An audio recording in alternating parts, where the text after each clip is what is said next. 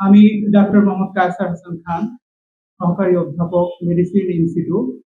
কাজ করছি উপজেলা স্বাস্থ্য কমপ্লেক্স গফরগাঁও, ময়মনসিংহে প্রায় ৩ বছরের বেশি সময় ধরে, এবং আমি এ যাবৎকালে সততা ও নিষ্ঠার সঙ্গে কাজ করে চলেছি। ঘটনার সূত্রপাত মার্চ ২০২৬-এর মাঝামাঝি সময়। ২০২৫-২৬ অর্থ বছরে ইটিসিএল বহির্ভূত দরপত্রে গফরগাঁও উপজেলা স্বাস্থ্য কমপ্লেক্সে প্রাপ্ত ঠিকাদার কর্তৃক সরবরাহকৃত সকল এমএসআর সামগ্রী সার্ভে কমিটির সভাপতি হিসেবে সার্ভে করতে গিয়ে সীমাহীন দুর্নীতির সন্ধান পায়। মূল্যায়ন কমিটি ও সার্ভে কমিটি 15 সেপ্টেম্বর 2025 তারিখে গঠিত হলেও তা ছিল আমার সম্পূর্ণ অজানা। মালামাল হাসপাতালে আসার পর জানতে পারি আমি সার্ভে কমিটির সভাপতি। তখন সময় 15 মার্চ 2026। মালামাল সার্ভে করতে গিয়ে দেখি নিম্নমানের ও অতিরিক্ত দামে কেনা বেশিরভাগই ওষুধই স্বীকৃত ওষুধ কোম্পানির নয়, এবং এছাড়াও বেশ কিছু অসঙ্গতি আমার চোখে পড়ে।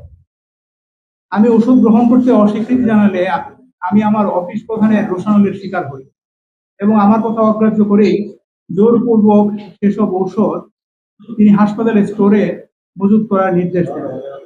আমার সন্দেহ হলে আমি ব্যাপারটি খতিয়ে দেখবার চেষ্টা করি। পরবর্তীতে আমার অফিস প্রধান বাধ্য হয়ে আমাকে ডেকে হোয়াটসঅ্যাপে একটি ডক ফাইল পাঠান, এবং আমার কাছে স্বীকার করেন যে আমার কাছে তিনি কেনাকাটার তথ্য গোপন করেছেন। আমি সেই ডক ফাইল ওপেন করে রীতিমতো চমকে উঠি এবং জানতে পারি আমি মূল্যায়ন কমিটির সভাপতি।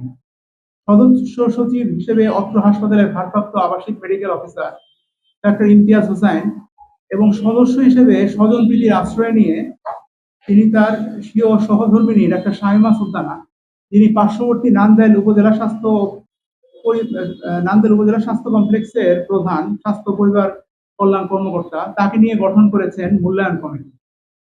মূল্যায়ন কমিটির কোনো চিঠি বা অফিস আদেশ কখনোই আমি পাইনি, কোনো মিটিংও করিনি, এবং আমার অজান্তে পুরো মূল্যায়ন প্রক্রিয়াটি সম্পন্ন হয়েছে, এবং আমার আইডি পাসওয়ার্ড ব্যবহার করে আমার ইলেকট্রনিক স্বাক্ষর ব্যবহার করা হয়েছে, যা সম্পূর্ণ আমার অজ্ঞাতসারে সংঘটিত হয়েছে। স্বাক্ষর জালিয়াতির এই ঘটনায় আমি বিস্মিত, এবং আমার জানা মতে এটি ফৌজদারি অপরাধের অন্তর্ভুক্ত। উপজেলা স্বাস্থ্য পরিবার পরিকল্পনা কর্মকর্তা প্রায় 1,14,00,000 টাকার সরকারি আর্থিক কেনাকাটায় বিশাল অঙ্কের অর্থ কারচুপি করে হাজার হাজার মানুষের জনপদ এই গফরগাঁও উপজেলার মানুষের ভাগ্য নিয়ে নির্মম খেলায় মত্ত হয়েছেন, এবং আমাকে এই খেলায় পুতুল হিসেবে ব্যবহার করেছেন। আমি বিষয়টি জানতে পেরে আমার ঊর্ধ্বতন কর্তৃপক্ষের কাছে লিখিত অভিযোগ করি। নিজের উপর অর্পিত এই পবিত্র দায়িত্ব নিয়ে ছিনিমিনি খেলা এই স্বাস্থ্য কর্মকর্তা জনাব ডাক্তার মোহাম্মদ জামাল উদ্দিন আমার উপর খড়গহস্ত হয়ে ক্রমাগত আমাকে মানসিক টর্চার করতে থাকেন, এবং অভিযোগ প্রত্যাহার করতে বিরামহীন চাপ দিতে থাকেন, যা এক পর্যায়ে অসহ্য পর্যায়ে চলে যায়। ইতিমধ্যে আমার অভিযোগের ভিত্তিতে 3 সদস্যের তদন্ত কমিটি গঠন করা হয়, এবং গত 7/4/2026 তারিখে কমিটির সম্মানিত সদস্যবৃন্দ তদন্ত করতে আসেন, এবং সেদিন হুমকি, অকথ্য ভাষায় গালিগালাজ সহ প্রায় 2 শতাধিক বহিরাগত লোকজন নিয়ে মব ভায়োলেন্সের মাধ্যমে হাসপাতাল কমপ্লেক্সের ভিতরে আমাকে প্রাণনাশের হুমকি দেওয়া হয়, এবং আমার গাড়ির ড্রাইভারকে শারীরিকভাবে লাঞ্ছিত করা হয়। সেই সাথে তদন্ত প্রক্রিয়াকে বাধাগ্রস্ত করতে সব রকম কৌশল অবলম্বন করা হয়। আমি ভীত সন্ত্রস্ত, আতঙ্কিত হয়ে কোনো রকমে কৌশলে সেদিন নিজ বাসস্থানে ফিরে আসি। পরবর্তীতে আমার উপর মানসিক চাপ ক্রমান্বয়ে বাড়ানো হয়, ও জোরপূর্বক আমাকে দিয়ে রেজুলেশনে স্বাক্ষর করাতে চেষ্টা করলে আমি অস্বীকৃতি জানাই, এবং সেদিনের মতো হাসপাতাল থেকে তড়িৎ বের হয়ে আসি।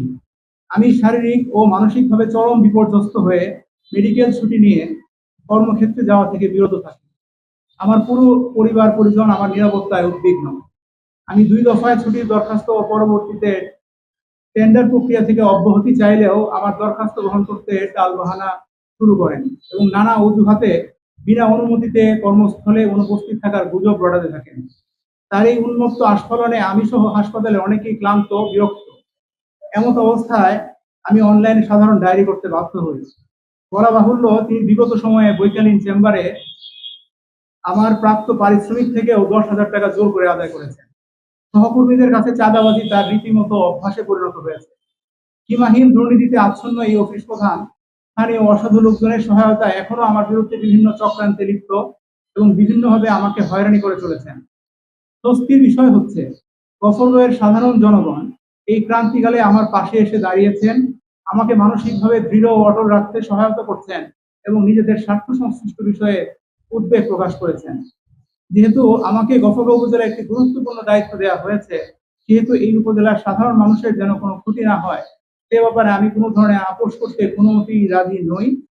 আমি জানি অন্যায়ের বিরুদ্ধে আমার এই অবস্থানে সত্যের জয় অনিবার্য, আর দুর্নীতিবাজ অসৎ লোকদের দৌরাত্ম্য একদিন শেষ হবে।